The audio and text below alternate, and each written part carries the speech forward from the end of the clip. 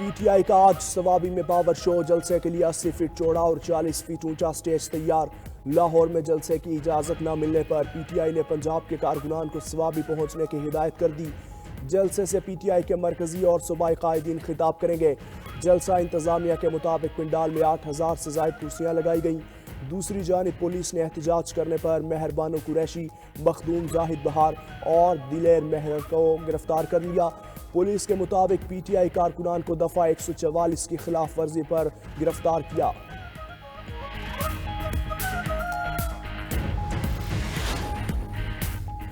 ایک ٹولہ ہر وقت یوم سیام مناتا رہتا ہے۔ خیبر پختونخوا کی عوام کو 12 سال میں صرف اتنا فساد ملا۔ کے پی حکومت نے عوام کے لیے ایک بھی منصوبہ شروع نہیں کیا۔ وزیر اطلاعات پنجاب عظمہ بخاری کے سیاسی حریف جماعت پر وار۔ نیوز کانفرنس میں بولی، ایک جماعت کے مقدر میں صرف رونا ہے۔ ملک کی معیشت کی صورتحال بہتر ہو رہی ہے۔ پنجاب بھر میں اسپتال تعمیر ہو رہے ہیں۔ پنجاب میں مریم نواز کی حکومت آنے سے عوام کو ریلیف ملا۔ مسلم لیگ نون دوسرے صوبوں میں بھی ترقی چاہتی ہے۔ 26 نومبر کے دوران 31 مقدمات، بشرا بی بی کی ضمانت میں 7 ماہ تک توسیع۔ اڈیالہ جیل میں سماعت کے دوران بشرا بی بی کو کمرہ عدالت میں جج امجد علی شاہ کے روبرو پیش کیا گیا۔ بشرا بی بی نے موقف اختیار کیا کہ شامل تفتیش ہونے سے قبل بانی پی ٹی آئی اور اپنے وکیل سے مشاورت کرنی ہے، اس کے بعد اپنا بیان ریکارڈ کروانے کے لیے تیار ہوں۔ بانی کی موجودگی میں شامل تفتیش ہونے کی درخواست بھی دائر کی، جس پر عدالت نے بشرا بی بی کی بانی پی ٹی آئی اور ان کے وکیل سے ملاقات کروانے کا حکم دے دیا۔ صدر مملکت آصف علی زرداری 5 روزہ دورہ چین کے بعد وطن واپس روانہ۔ صدر مملکت نے دورے میں چینی ہم منصب صدر شی جن پنگ اور وزیر اعظم لی چیونگ سے ملاقاتیں کی۔ دورے کے دوران پاکستان اور چین کے درمیان مختلف شعبوں میں تعاون کی یادداشتوں پر دستخط کیے گئے۔ صدر مملکت نے چینی شہر ہاربن میں 9ویں ایشین ونٹر گیمز کی افتتاحی تقریب میں شرکت کی۔ برونائی دارالاسلام کے سلطان، کرغزستان کے صدر، تھائی لینڈ کے وزیر اعظم بھی تقریب میں شریک ہوئے۔ ونٹر گیمز 14 فروری تک ہاربن میں جاری رہیں گی۔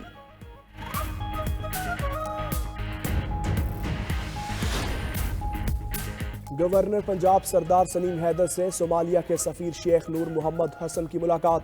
تعلیم، تجارت اور دیگر شعبوں میں تعلقات کو فروغ دینے پر تبادلہ خیال۔ صومالیہ کے سفیر نے پاکستان میں زیر تعلیم صومالیہ کے طلباء کو درپیش مسائل سے آگاہ کیا۔ گورنر پنجاب کا کہنا تھا کہ صومالیہ اور دیگر ممالک کے طلباء کے مسائل حل کرنے کے لیے وزارت داخلہ کو خط لکھوں۔ پاکستان اور صومالیہ اسلامی برادر ممالک اور باہمی تعلقات مضبوط بنیادوں پر استوار ہیں۔ پاکستان اور صومالیہ کے درمیان تعلیم اور تجارت سمیت مختلف شعبوں میں دو طرفہ تعلقات کو بڑھانے کی ضرورت ہے۔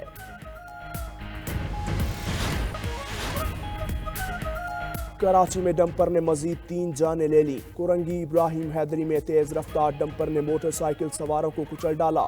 حادثے میں 3 افراد موقع پر جاں بحق، مشتعل افراد نے ڈمپر کو آگ لگا دی۔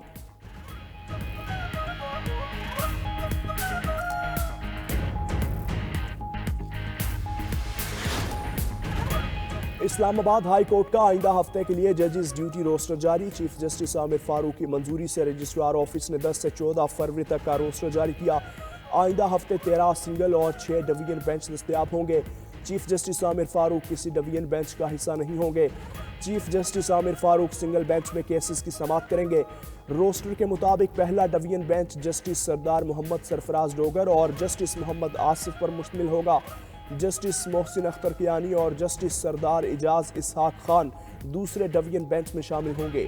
تیسرے ڈویژن بینچ میں جسٹس میاں گل حسن اورنگزیب اور جسٹس سمن رفت امتیاز شامل ہیں۔ اور سعودی عرب میں مقیم غیر ملکیوں اور شہریوں کے لیے حج رجسٹریشن کا آغاز۔ نسک پلیٹ فارم کے ذریعے پہلی مرتبہ حج درخواست دینے والوں میں ترجیح دی جائے گی۔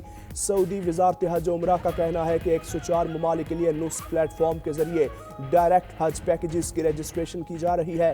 براہ راست حج پیکیج کی بکنگ کروانے والوں کو اپنی مرضی کے مطابق فلائٹ کا انتخاب کرنے کا اختیار ہوگا۔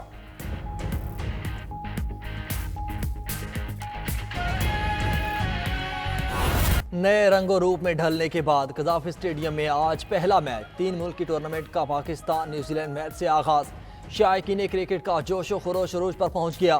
کرکٹ کے بخار میں مبتلا شائقین چوکوں اور چھکوں کی بہار دیکھنے کو بےتاب۔ کچھ دیر میں دونوں ٹیمز میدان میں اتریں گی۔ پاکستان، نیوزی لینڈ اور جنوبی افریقہ کی ٹیمز ایک دوسرے کے خلاف ایک ایک میچ کھیلیں گی۔ 3 ملکی ٹورنامنٹ کا فائنل 14 فروری کو کراچی میں کھیلا جائے گا۔ تینوں ٹیموں کے کپتانوں نے سیریز ٹرافی کی رونمائی کر دی۔ قومی ٹیم کے کپتان محمد رضوان کا کہنا ہے کہ ہوم کراؤڈ کے سامنے کھیلنے کے لیے پرجوش ہیں۔ ٹیم بہترین کارکردگی کا مظاہرہ کر کے اعتماد بڑھانا چاہتی ہے۔ کیوی ٹیم کے کپتان میچل سینٹنر نے کہا کہ جیت کے ساتھ چیمپئنز ٹرافی کا آغاز کرنے کی کوشش کریں گے۔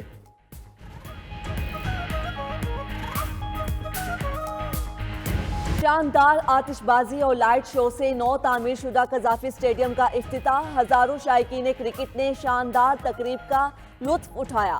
عارف لوہار، آئمہ بیگ اور علی ظفر نے قذافی اسٹیڈیم کا میلہ لوٹ لیا۔ ریکارڈ مدت میں اسٹیڈیم کی تعمیر پر وزیر اعظم شہباز شریف کی چیئرمین پی سی بی کی تعریف۔ کہا سپیڈ ماضی کی بات ہے، یہ دور محسن سپیڈ کا ہے۔ امید ہے قومی ٹیم چیمپئنز ٹرافی جیت کر قوم کو تحفہ دے گی۔ چیمپئنز ٹرافی جیت کر آپ پوری قوم کے ہیرو ہوں گے۔ پاک بھارت میچ کے لیے مجھے بھی ساتھ لے چلیں۔ وزیر اعظم نے قومی ٹیم کے کھلاڑیوں کے نام لے کر ان کی کارکردگی کو سراہا۔ شاہین آفریدی اپنے سوسر کی پیروی کریں اور وکٹس کے انبار لگا دیں۔ معزز مہمانوں کی شرکت نے قذافی اسٹیڈیم کی افتتاحی تقریب کو 4 چاند لگا دیے۔ Chairman P C be Mohsin Naqvi نے معزز مہمانوں کے ساتھ چیئرمین باکس میں بیٹھ کر پوری تقریب دیکھی۔ چیئرمین 92 نیوز میاں محمد رشید، سابق chairman P C B Chaudhry Zaka Ashraf, Najam Sethi, Ramiz Raja اور آئی جی پنجاب عثمان انور تقریب میں شریک ہوئے۔ وزیر اعلیٰ پنجاب مریم نواز، وفاقی وزراء نے بھی تقریب میں شرکت کی۔ قومی کرکٹرز کے ساتھ ساتھ ماضی کے cricket stars, P C be اور آئی سی سی کے عہدیدار بھی شریک ہوئے۔ کھلاڑیوں نے قومی ٹیم کی نئی جرسی کی رونمائی کی۔ آئی سی سی نے چیمپئنز ٹرافی کا آفیشیل ترانہ بھی جاری کر دیا۔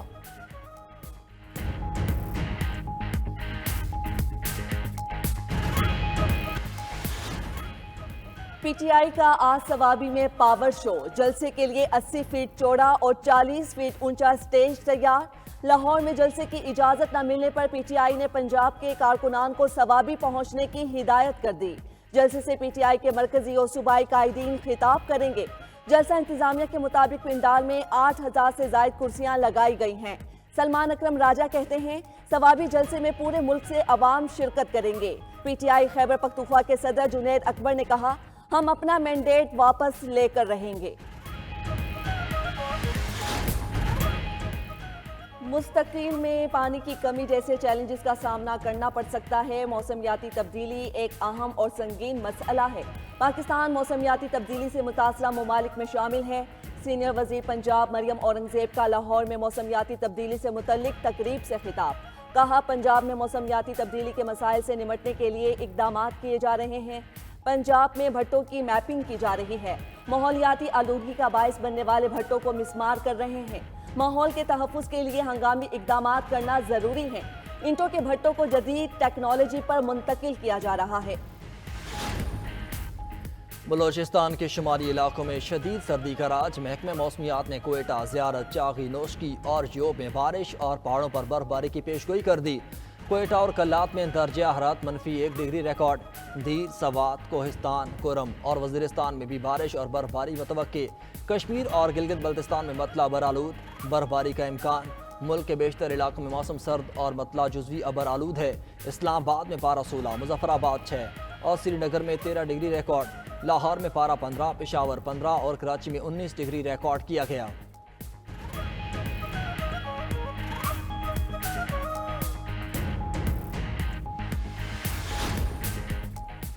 اعلانات اور یقین دہانیوں کے باوجود پارا چنار کے بند راستے کھل نہ سکے۔ تل پارا چنار مین شاہراہ 130 روز سے ہر قسم کی آمد و رفت کے لیے بند۔ راستوں کی مسلسل بندش کے باعث شہریوں کو شدید مشکلات کا سامنا۔ اپر کرم کی 5 لاکھ آبادی محصور ہو کر رہ گئی۔ ادویات کی عدم دستیابی کے باعث اموات میں اضافہ۔ تاجر برادری کا کہنا ہے ٹل اور ہنگو میں گاڑیاں گزشتہ 1 ماہ سے رکی ہوئی ہیں۔ گاڑیوں میں موجود مال خراب ہوتا جا رہا ہے۔